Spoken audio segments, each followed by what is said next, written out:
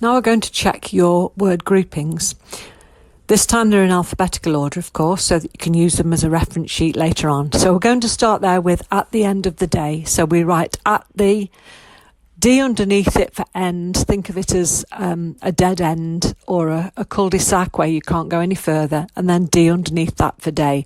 Now you can adapt that to say at the end of the week with a W joined onto the D, at the end of the month with an M joined onto the D, or at the end of the year with a Y joined onto the D. Next is at the same time. Some of you may have disjoined the M for time. If you have, that's perfectly fine. However, if you keep the pen on, it saves a fraction of a second and it's easily recognisable in this grouping. Do not know, as you know, I always put the O in not and no, but if you haven't, that's fine. Each other. Now the word each comes in a group of 4 when you're learning the theory. Each, which, such and much.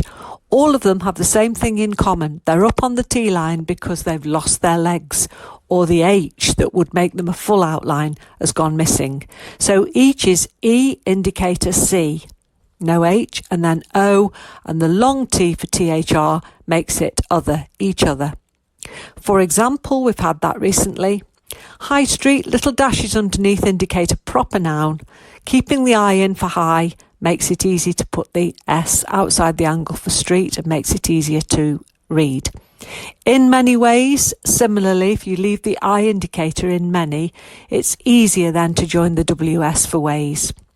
In our using the NW blend, that's quite an important one because we can adapt it for in our view, in our opinion, and so on. In the street, S outside the angle, making the distinction between the double and the single length strokes. This is a good one, larger and larger. If you have a phrase such as larger and larger, higher and higher, bigger and bigger, smaller and smaller, we tend to write the second word in full, i.e. larger here, but the first word, the first larger, just part of it.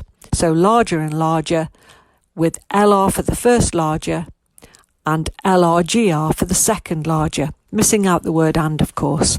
So if it was higher and higher, it would just be an H for the first high, higher, and then HR for the second higher. Look forward, chop the wood for forward. That chopped wood, remember, says wood, wide, or word. More and more people intersecting the PL blend for people. My name is quite common at the moment in the NCTJ exams when the speaker is introducing themselves. No need to write it in full. It looks exactly the same as the word means, but the sense of the sentence will tell you what it says. Over the table, little O over the top of any outline says over, and then the able at the end for T and able, table. There is a long, using that long T for THR, S outside the angle and joining the A on.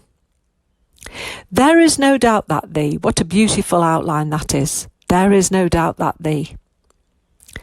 Similarly, there seems to be. No reason why those words should be disjoined. Takes up space on the line and it takes time to keep lifting the pen and starting another outline. These things keep the H straight down to distinguish it from this and disjoin the ing for thing, adding the S to the bottom. They were, WR blend, and if you were. Now, a common mistake in exams is to not be too tight on the U.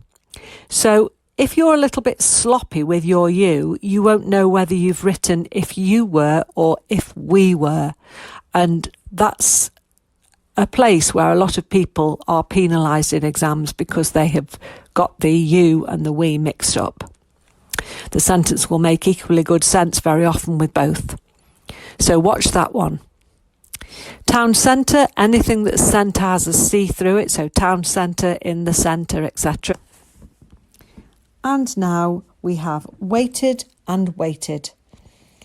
This adopts the same principle as the phrase that we've already discussed, larger and larger, in that the first word, weighted, is represented by just the first consonant, W, and then the second weighted is written in full, missing out the word and, weighted and weighted. As I said, the same principle as larger and larger, and we could extend that to higher and higher, smaller and smaller, and so on. And finally, the chopped wood. So in phrases like we would, some people would, we just disjoin that W for the word would, and remember it is slightly shorter than the normal length W if we're going to be pedantic.